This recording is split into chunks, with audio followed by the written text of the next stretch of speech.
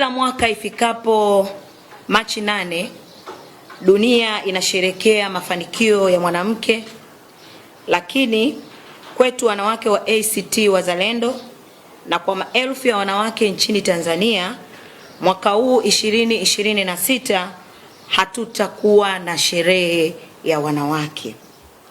Mioyo yetu bado inavuja damu, macho yetu bado yanakiza.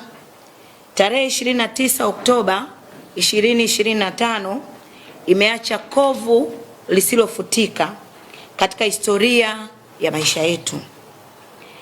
Siku ile hatukupoteza kura tu, tulipoteza sehemu ya miili yetu, tulipoteza waume zetu, wengine tulipoteza watoto wetu, wengine tulipoteza vijana wetu, na wengine walipoteza mama zao.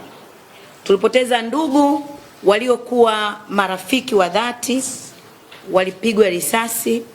Lakini pia kumekuwa na mwendelezo wa watu kutekwa, watu kuteswa, kuuawa kikatili kwa sababu tu ya kutetea haki na demokrasia ya nchi yetu.